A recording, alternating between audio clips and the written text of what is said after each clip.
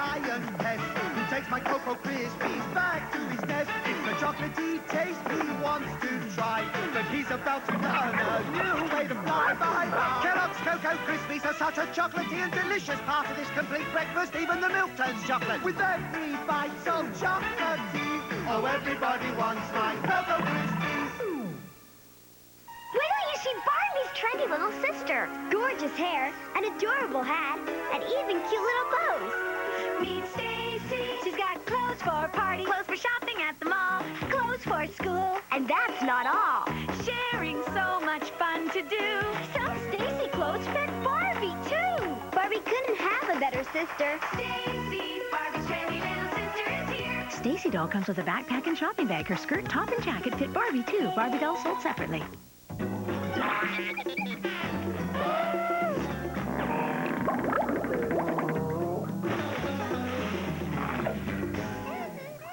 Get ready, get set, get charged. It's Nickelodeon's Toon Monday.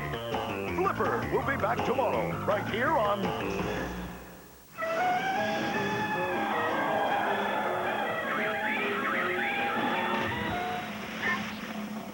Oh, Natasha, sometimes I get so mad.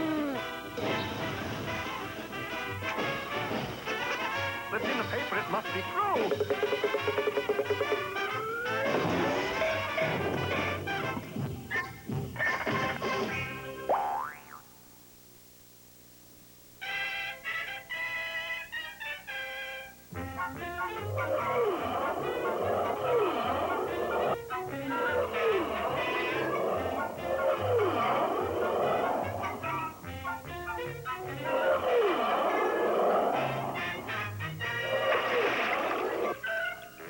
Our story opens today in the quaint little hamlet of Frostbite Falls, Minnesota, the only town in the United States with more TV sets than people. The reason for this astounding fact is simple. This is the home of one of television's most sparkling personalities, Rocket J. Squirrel. Take off your hat when you mention that name, mister. We love Rocky. He put Frostbite Falls on the map. See, it's right here, under this period. That's a fly speck, Quincy. Oh, yeah. Well, I left my magnifying glass to home. Hush! It's time for Rocky and his friends. Well, of course, in Frostbite Falls, that's the magic word. And every TV set in town went on. In homes and restaurants and playpens and regular for-real pens. Of course, all the TV sets need antennas, and the rooftops of Frostbite Falls are a riotous tangle of TV antennas of every shape and description. Or, at any rate, they were. Until one terrible day when... Bah! The TV is bust! Oh, nonsense, Carlisle. It just needs a little adjusting. But no, the TV set was bust. Come on, we'll dash over to the neighbor's house and look at their... Ooh! You come to our house? Yeah, our TV is bust. Great gobs of go, it's an epidemic. Sure enough, the panic-stricken citizens soon discovered that the entire town was without television. Quickly, they summoned their hero, Rocky the Flying Squirrel, and his pal, Bullwinkle the Moose. What's that, Rock? It's a summons. What does that mean? It means someone's in trouble. I should have known. Rocky, the whole town's TV is bust. But just then, the sharp-eyed squirrel made a startling discovery. Hey, look up there. There's your answer. What do you mean, Rock?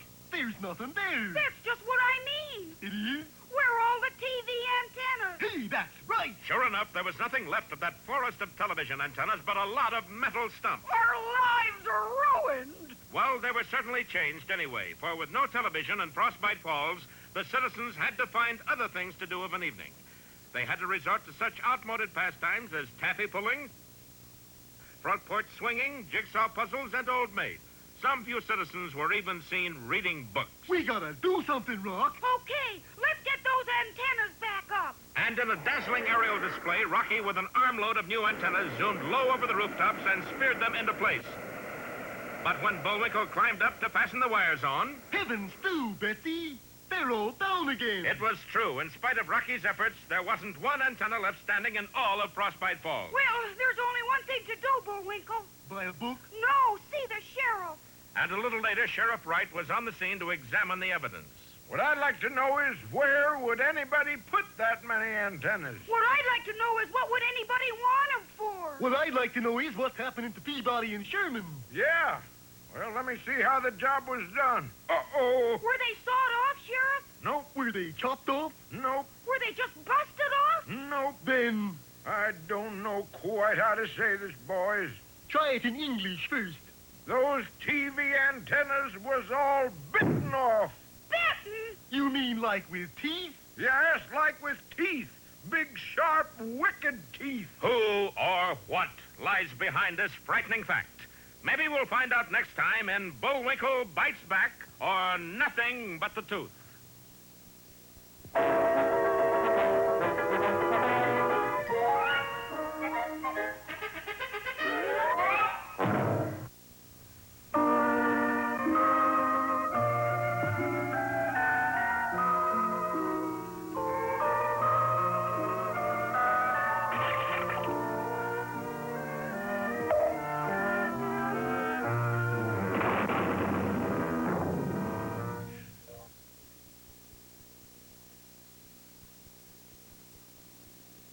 Did you ever know a boy who got everything he wanted?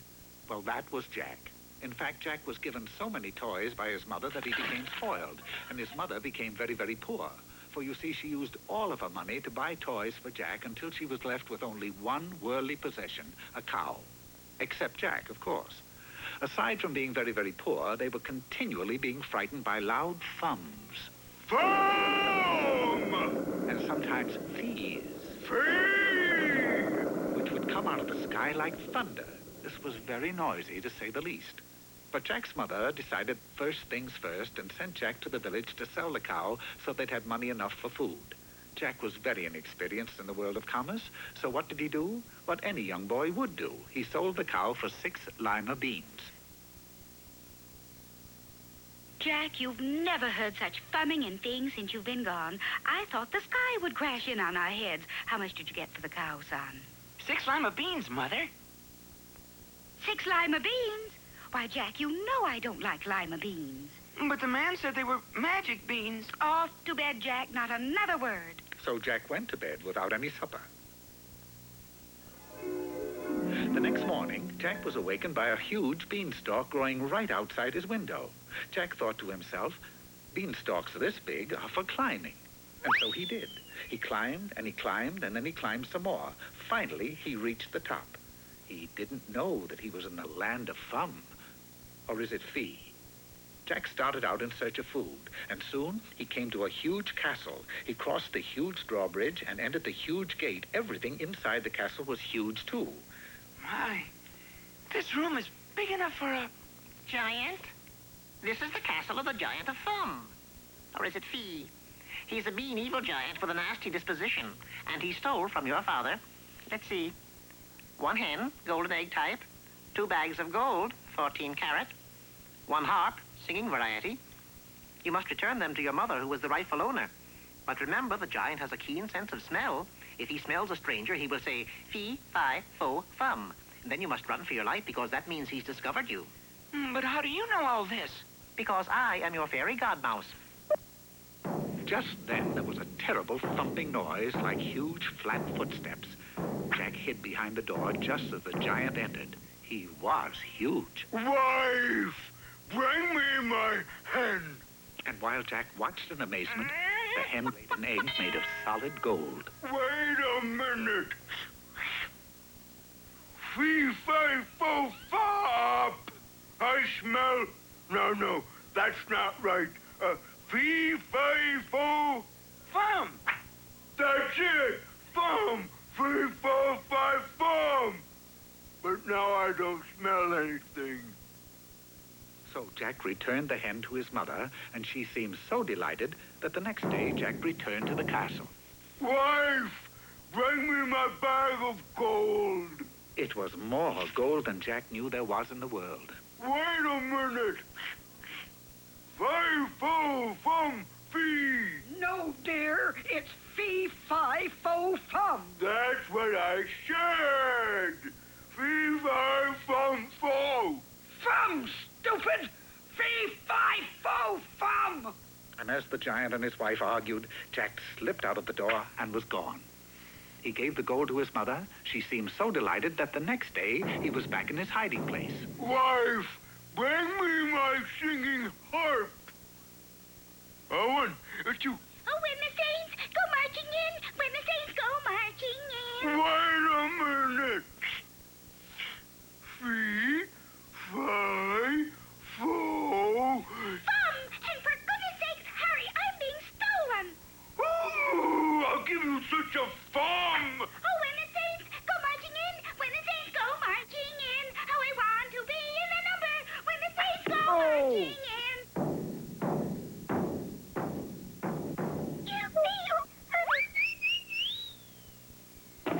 You know, Jack didn't really have to chop down the beanstalk.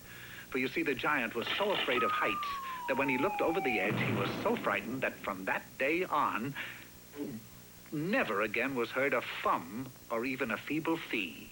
Only foop or tweet. And Jack changed too, for he had learned that there was as much fun in giving as in receiving, and so everybody lived happily ever after. Jack and his mother and the cow. And a fairy godmouse.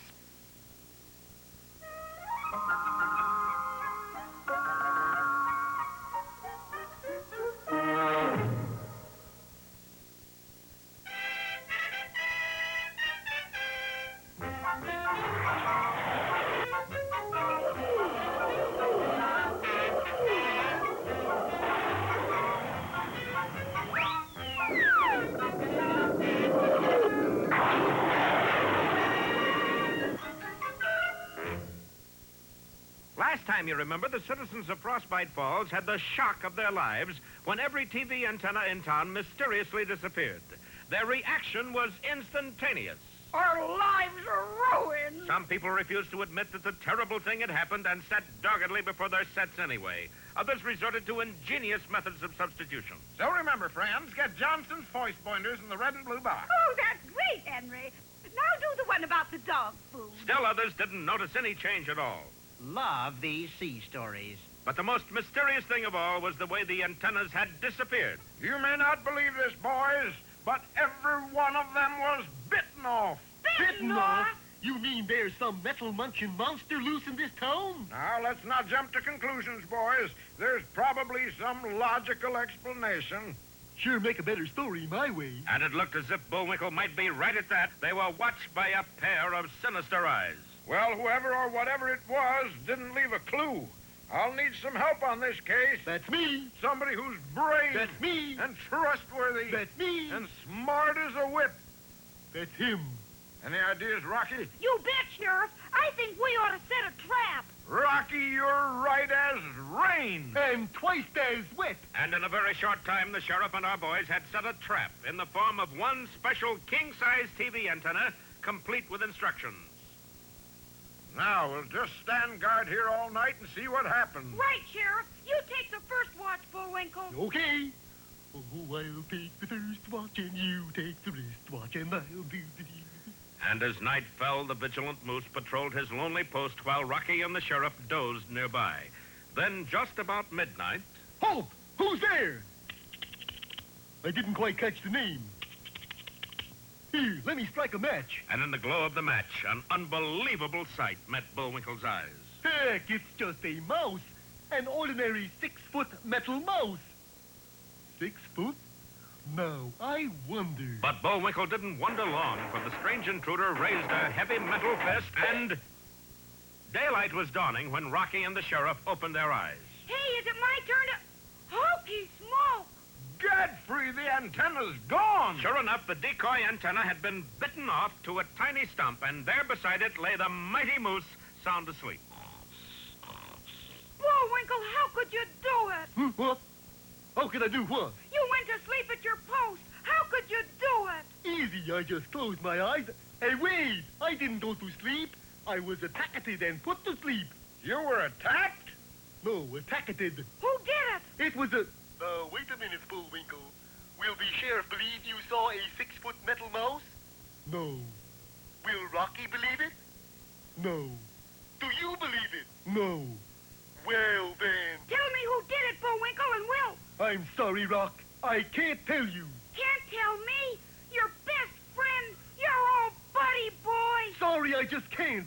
Okay, Sheriff, get the spoon. The spoon? Yeah, I'm ready to take my medicine. And so over Bullwinkle falls the ugly shadow of guilt. Don't fail to see our next heart-rending episode, Knock on Wood, or Bullwinkle Takes the Rap.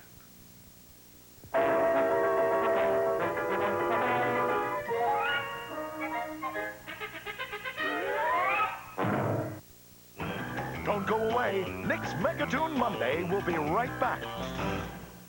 Square root of the inverse... Who sent in the postcard? Who sent in that postcard? Who sent in the postcard? postcard. The postcard. Send it in, and you have the power to win. Nick takes over your school. Clarissa, Mark Summers, the Roundhouse Posse will come and take over your school. You'll get $1,000 from Cheetos. Plus, you and your classmates will each get a set of Easy Squeezy paints from Mattel, a crisscross video, and jump to a special school-wide crisscross concert. For your chance to win, send in the postcard with your name, address, age, and telephone number to Nick Takes Over Your School. P.O. Box 4982, Orlando, Florida 32802. The postcard. And you could win and make your school Nickelodeon's next target. Nickelodeon, make my day. Brought to you by Post Fruity and Cocoa Pebble cereals and Cheetos Paws, the cheese-flavored snack. It's sometime in the future. The ultimate challenge. Crossfire. Crossfire! You get caught up in the crossfire! Crossfire! You get caught up in the crossfire! Crossfire! Crossfire! Crossfire! Crossfire! You'll get caught up in it. Just when I need someone to love me. Just when I think the world's too cold. There you are, right there beside me. There you are in my heart, standing by me once again. There Sheba, because you cherish your cat. Her name is Starla. Wherever we go, we put on a show. Take our show. When you talk into Starla's magic microphone, she says what you say in her own voice. Let's sing a song. You can sing along. I like to sing with you. Nobody sounds like you, Starla. We like to show off. Starla. Like it, Starla? I love it. Hey, she's talking. She's Starla. Wherever we go, we put on a show. Starla comes with a magic microphone, so you can give her a voice all her own. Batteries not included. You're watching Nickelodeon. And now, back to Megatoon Monday. Hi there, culture lovers. Today's poem is called The Wind. Wind machine, please. I saw you toss the kites on high and blow the birds about the sky. And all day long I heard you pass like ladies' skirts across the grass. Oh, wind, blowing all day long. Oh, wind that sings so loud. Uh-oh. Oh, you that are so strong and cold! Ding-dong hurricane is what? Oh, blower, are you young? Well, there goes the poem. Turn it off! Turn it off! Boy, what kind of wind machine was that? Your kind, Moose. My kind? Sure. Big blowhard.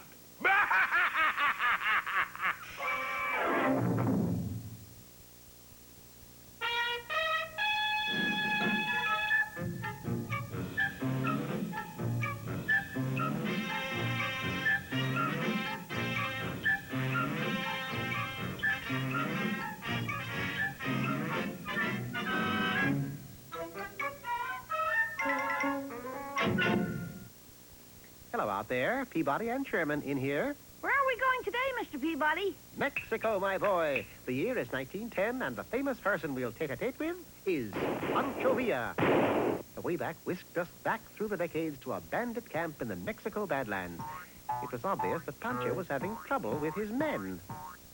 Pancho, you know we love you like a bandit, but how come all the time you're feeding us jumping beans? Because, Gonzales, beans is all we got.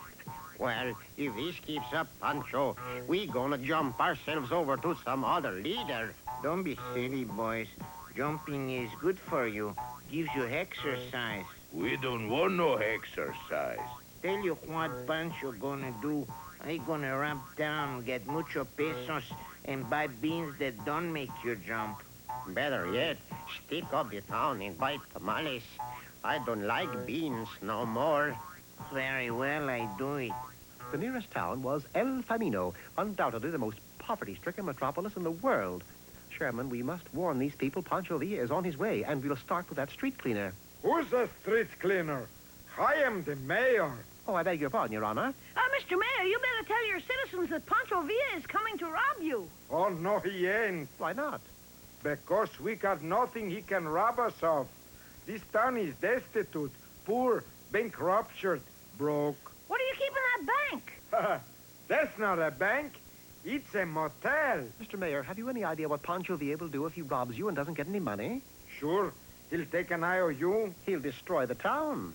Well, if that's the way it's gonna be, that's the way it's gonna be. Excuse me, senors, but I have a luncheon engagement around the corner. What do we do, Mr. Peabody? Well, there must be some money in the town, Sherman, and it's up to us to raise it. Just then, Pancho rode in. Pick him up, town. Mr. Villa, I wonder if you could come back at 3. 3?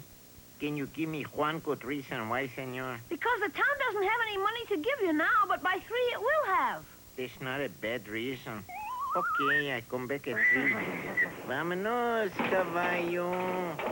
Our first step was the El Camino Bank. You wish a room, senor? The mayor was right. This is a motel. We got special this week on safe deposit boxes.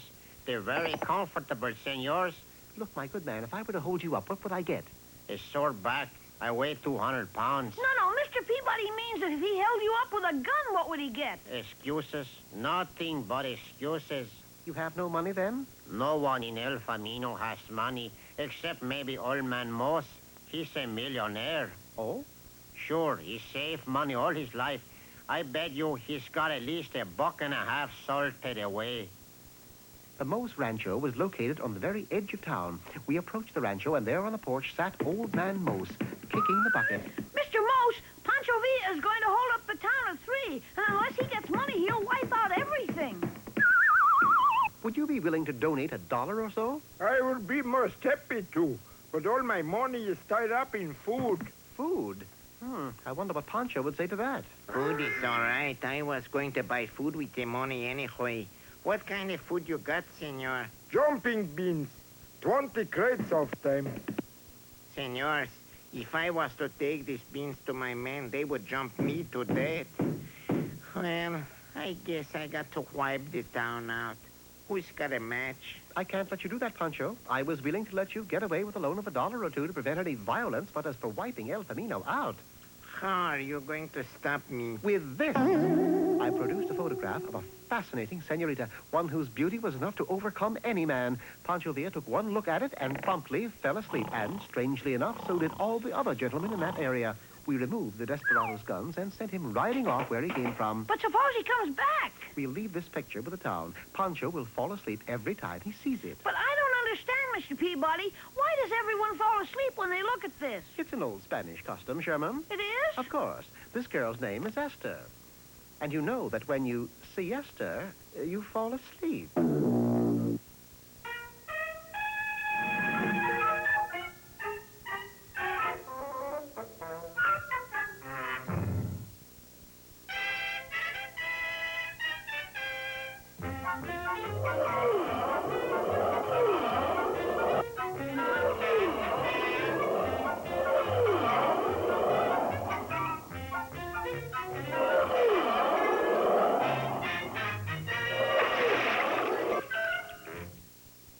Well, in the mystery of the disappearing TV antennas, it looks as if Bullwinkle Moose is the first victim. Assigned to stand guard over a decoy antenna, Bullwinkle ran face-to-face with what seemed to be a 6-foot metal mouse. The meeting lasted only a few seconds, and then Bullwinkle slept soundly until morning. Of course, when he woke up, he found it impossible to tell anybody about it. Mainly because I don't believe it myself. Well, I've got no other course than to take you in for questioning, Bullwinkle. Oh, I don't mind questions, Sheriff Wright. It's answering I can't do. Gee, it looks as if Frostbite Falls has lost its TV permanently. True enough, the town's television sets had been off for some days now. Most people still sat in front of them in the evening, but a few families had begun to adjust to the situation. Some used their sets as aquariums, some raised flowers in them. You want to watch the daisies tonight, Myrtle? No, turn to Channel 7, Humphrey. It's got petunias. Nevertheless, most people found they just couldn't get along without their television. Come back. Please, come back. But at that moment in the boardroom of the Nit-Nat Network, there was an emergency meeting going on, presided over by their chairman, Quincy Flogg. Gentlemen, we face a dire emergency. TV antennas are disappearing all over the country. You mean people can't watch the programs? Worse than that, even. They can't watch the commercials. What? Yes, we're pitching, but they're not catching. And Quincy Flog pointed to the map of all the television antennas in the country. As the startled members watched, they could see them disappearing before their very eyes. We're being wiped out. We face the fight of our lives, gentlemen, but we'll win. Of course, the NitNat Network immediately set guards over its broadcasting transmitters located high atop Mount Filbert. This is silly, if you ask me, Edgar. Who'd ever come clear up to this mountaintop just to... Now, there's something you don't see every day, Chauncey. What's that, Edgar? A 6-foot metal mouse. Oh, I don't know. These woods are full of mice. But this mouse was a little bit different from most mice, for he went direct to the transmitter and began to bite huge chunks out of the steel tower. In a matter of minutes, the NitNat Network was off the air. Of course, the two guards soon found themselves behind bars. Why are you here, Chauncey? I wouldn't tell them what happened. I figured they wouldn't believe it. Oh? Why are you here? I told them. They didn't. But the NitNat Network wasn't the only one hit. In the days that followed, tower after tower was demolished. What was worse, people all over the country began to slip back into their old-fashioned evening habits, catching fireflies, playing the mandolin. Some people even began to go to bed early.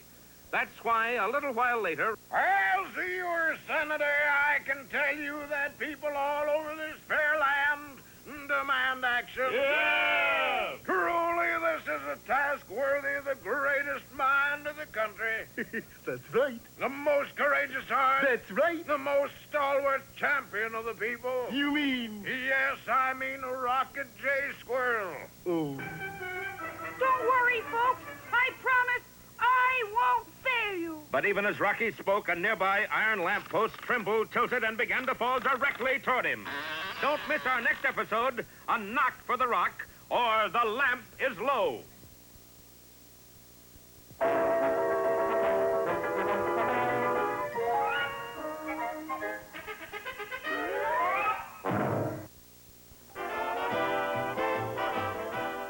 Everybody's staying tuned for more Bullwinkle. They want to see flop-headed little me? Yep, the flop-headed Minnesotan is #1 among the Loyal Order of the Moose, along with the aerodynamic squirrel. So stay tuned, more Mega Mooserama Mondays coming up only on Nick.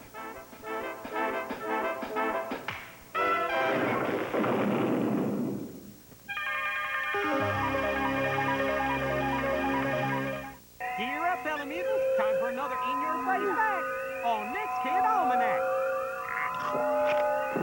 After this message from Mattel. New tiny wonders from the Magic Nursery. They're born so early their eyes aren't open yet. Open my eyes. It's blue. I'm your little tiny wonders. Here's another surprise. How tiny will I be? A 4-pound girl. So tiny. She'll need lots of sleep. So close both my eyes. Nighty-night. And love me every day. New Magic Nursery Tiny Wonders comes with 2 outfits. Eyes open and close with icy and warm water. Card says pretend wait. Hey there, fellow mutants. Zero in your brain. I'm back with another Nick's Kid Almanac. Face it, no matter how hard you try, no matter how tough you are, no matter what, you can't. You simply cannot fold a piece of paper in half more than 11 times. Sorry, you're just gonna have to deal with it. For more stuff you'll wish you never knew, keep watching Nick's Kid Almanac.